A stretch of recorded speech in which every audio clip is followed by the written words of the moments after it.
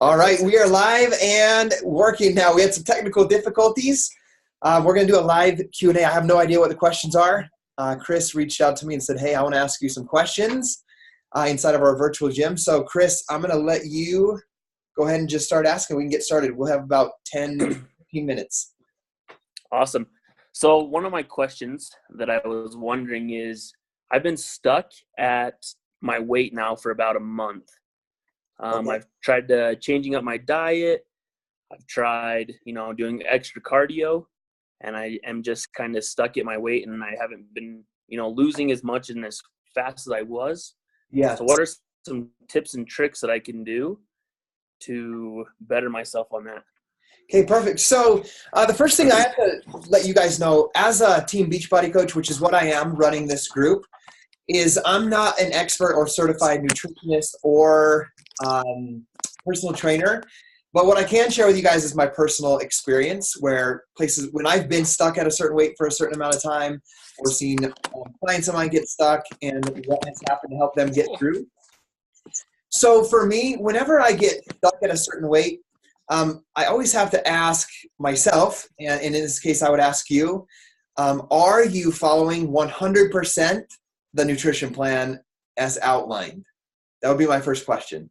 So, I mean, we don't have to answer that here, but that's one thing I want you to look at is, are you doing that? And we'll just, since we're here, like, is that something that you are doing? I'm not. I'll be honest. Okay. I'm eating my calories, but I think I'm getting too much carb, and I'm not getting enough like fruits and vegetables. I think that's where a lot of my problem is actually at. So that's exactly where I would start. As I work, I've been on this journey for 8.5 years now. Yeah, 8.5. And, there was a point where I was like, I got this down. And it was like, I learned healthy eating habits, but they weren't like the best eating habits. They were better than what I was doing. So I wasn't having energy drinks every day. I wasn't eating out big breakfast burritos every morning. And I was eating chicken and tuna and some broccoli. And I got stuck at a point. And mine wasn't the fact that I was losing weight. Like, I was losing weight, but I was losing weight because I was malnourished. And so I needed to follow a plan exactly as outlined. And once I started doing that, I started gaining weight in a good way. My muscle recovery was better. I actually gained 30 pounds over the course of a year and had abs still. And the same thing will go for losing weight. Following that meal plan that you have, for example, with your lift program or whatever it is you're doing, all of them right now are using the portion control program.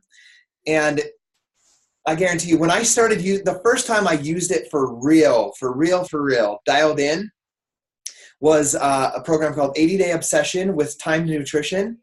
And I didn't cheat one time in 80 days. Now, I wouldn't suggest doing that because I fell off the wagon a little bit when I finished because I was so strict. But if you follow it for the most part, 95% of the time, you're going to get great results. Like I followed it, Chris. Like, I calculated my weight on that plan for the time nutrition, and I did it as timed. And I put in that I wanted to lose weight. And in the first week, I lost 8 pounds. And I didn't want to lose pounds. I wanted to kind of maintain my weight and get strong. And I went back in and recalculated the meal plan as, instead of lose weight, to maintain weight. It changed how much I was eating. And like, I got stronger than I've ever been and had great results still. So you're frozen, so I don't know if you can still hear me. So my first advice would be to dial in and follow that meal plan as it's outlined. They designed that for that specific reason. No, I think that's a lot of my biggest problem is that, I might have like 1 or 2 bad days of eating, and it's hard to always get back on track with it. Yeah. But then, having a good support system, like, the Dynasty Strong Gym, and, a good wife that likes to eat the same as you. And so, after we redid a lot of stuff, I think we're going to sit down again tonight and redo, our meal stuff. And I think that's our next step in overcoming and losing and continuing to be healthier. Awesome. Some other advice I would put on top of that is to track what you eat. Not just follow the meal plan, but track it. Write it down, and then you can look and see what you put in. It's like accountability in any aspect, whether it's in our spiritual life, our work life, or with our nutrition. What you can track, what you document, you can track and be held accountable. Yep. So I would suggest that. Another thing that really helped Gabby and I, we went through this program called the 2B Mindset, and it really educates you with a series of videos. There's over 30 videos from a registered dietitian. She charges like $300 an hour, but that program is like $99. You get it for life. And it teaches you the mindset behind eating and fueling your body and the importance of food. Yeah. And that changed things huge for me to where I really understood kind of where you're at. That I was not eating enough vegetables and all the different options of how I could eat vegetables. Because I just looked at vegetables as like, I got to eat my carrots or my broccoli. And it gets a little boring, but it taught us a lot of fun ways to feel really full and satisfied without eating all those unnecessary carbs. Yeah, that makes a lot more sense too right there. Example, Chris, Gabby and I go out on a date every Friday, and we went to Olive Garden. And we got the soup, the unlimited soup, salad, and breadsticks. And I could seriously eat like 46 of those breadsticks if I wanted to. They're just so salty and buttery and good. And it's bread, and I love bread. But the thing that I did is I filled my plate with the salad bowl that they had 3 times before I ever touched the breadsticks and the soup. And what it did for me is I was too full. I only had 1 breadstick. And then I had 2 bowls of soup. And it was because the first philosophy that they teach you on the 2B mindset is veggies first. So it's just a mind thing that I learned through that program that helps me as well in that case. So, okay, we'll move on from that question. That's a great idea. Yeah. That's a great ending statement for that. That's for sure. Yeah. So I don't remember, I think it was Mandy, I believe. Okay. She asked, what is one piece of advice that we could give her, like continuing the fitness journey? Like, what's a good piece of advice to just anybody about continuing a fitness journey? I think that's a great question. You know, I've been on this journey for 8.5 years. I've shattered my collarbone in 7 places snowboarding. I've gone in for like a brain MRI, thinking I had some serious problems with either like a brain aneurysm or a tumor. Right now my ACL is torn. So like, how do I maintain this healthy lifestyle, like fit and strong, despite the obstacles that are going to come? Because we're all going to face them. So I think the number one thing is just making the decision that I am going to live a healthy lifestyle. Like, I am going to do this. Not like, hopefully I lose weight, hopefully I can be strong someday. It's saying, hey, God designed me, you know, in his image, and I'm going to take care of that body he gave me. Just making that decision one time and then managing that decision every day. You just have to make the decision once and then manage it every day. So my advice to Mandy or anybody would be to just make the real decision. It's like when you get married or you make a decision to get your bachelor's degree, you make the decision that I'm going to get married and stay married, or do the very best I can to grow myself and my spouse and raise the family, right? You make that decision once, you should. And then you manage that decision every day, because you're going to wake up some days when you're married and be like, oh man, we're just not on the same page. But you figure out a way to get on the same page when you have made the decision. But if you've never truly made the decision, there's an easy out when it gets hard. Like, there's an easy escape route. So the same thing will be with your health and fitness. So there's going to be an easy out. Especially when you start, your friends are going to make fun of you for making healthier decisions sometimes. They're not going to be as supportive of you as you'd like sometimes. That's why I love the Dynasty Strong virtual gym, because you have people that are supporting you. But my advice is make the decision one time and then manage that decision every day. And one of the best things that has worked for me is a lot of times I look at this as like, I do this for my business of being a coach and helping other people.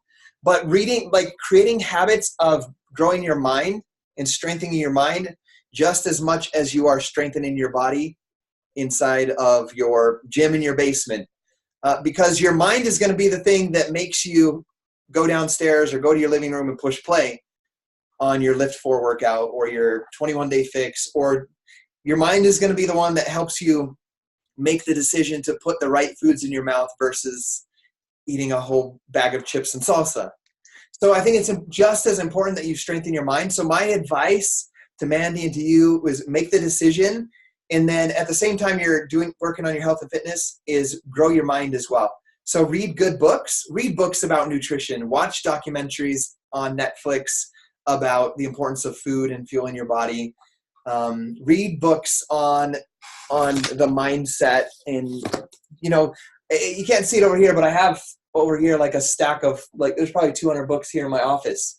And so when people have seen me be healthy for so long, I've read like 428 books in the past 8 years. So I would attribute a lot of my ability to manage that decision I made on May 20th of 2010, the first day of P90X, on reading those books and strengthening my mind. That's really cool. So that's some advice I would give. I think if I was able to give some advice as well, I think that, I was watching an entrepreneurship and business video on YouTube about how people need to understand that they're worthy of success. Yeah. And the only two fears that a man's born with is a fear of falling and a fear of loud noises. Every other fear, such as failure and as success, and being a better person, is taught to us as we've grown up or as our days gone on. And so I think the advice that I got from this video was, what can you do to feel and know that you're worthy to have a healthy lifestyle? How can you feel and be worthy of, being able to be a good husband, a good wife, a good individual, a good person? And it all starts with just being worthy and honest with yourself that will transform you to become the best you that you can be. I love that. I mean, was just yesterday that I read or I watched and listened to this, and I feel so inspired and so more diligent of wanting to become better. And I think that's the main reason why I wanted to sit down and have, a 10-minute talk with you, is because I wanted to share that with you, is that you, as the coach and as, as a friend and as a mentor in my personal life, you've helped me feel worthy. You've helped me feel that I can come to you, Scotty, and I can be like, hey, last night I had a cheeseburger with a half a pound of fries and a chocolate milkshake, and now I can become better because of it. Next time I'm going to do a lettuce wrap and only a few fries and a water, and I feel so much better just in, the last 3-month journey that you've taken me on and have helped me on. And, that's, I think, the biggest thing in our lives is we have to understand that we are worthy of success, and we're worthy of the joy in our lives that we can accomplish these things. Absolutely. I love that, man. So I want to end on some things just piggybacking off of that. And then I need to get my daughter to her birthday party. But I would love to do some more of these in the future, like with questions and hosted by you or hosted by anybody in the group. It doesn't really matter. I just want to talk to you guys as much as you guys want. But I just want to, like with what Chris says, like each of you guys are worthy. Like there's times, I don't know, like sometimes it's kind of hard because I sit behind this desk or on my phone, and it's like, I just sometimes wish I could just sit down, like face to face, and just look at you and just say, you are incredible. Like you deserve to live your happiest and most healthiest life. So everybody watching this, Chris and I both want you to feel that and know that you're worthy of success, whatever that is for you. Happiness in your marriage, fulfillment as a father, healthy body, and then give yourself some grace as you're on this journey. Like Chris said, they're ready. They're yelling at me. And like, if you do eat a big burrito and have an energy drink, that you don't say, oh man, I messed up, I'm a failure. Just realize that we all do that. And the best thing that you can do is just recognize, hey, I made a mistake. And then the next step is tomorrow, do better than you did that day when you made the mistake. That's my rule all of the time. I've never restarted a program in my life. Like, I've never restarted P90X, restarted Body Beast, restarted 80-Day Obsession. Like, I'm not going to restart T20 when my ACL's healed up. I'm just going to continue. I'm just going to pick up the next day and do the workout when I can and drink my shake and follow my meal plan to the best of my ability. So I'm going to give you guys those words of encouragement. And Chris, thank you for creating this opportunity. I'm going to let you guys know while I'm on here live, I'm going to Bolivia with my wife, Gabby. She was born there and she's never been back. So we're going to be packing up and leaving. I'm going to promise, I don't know what the reception is like, but you always find a way. I'm going to pop into the group at least once a day somehow and kind of see what you guys are up to and maybe share a little bit of my journey with you guys as well, how I'm staying fit in that third world country while I'm traveling. So thanks, Chris, for making this happen, and I'll see you guys in the group, okay?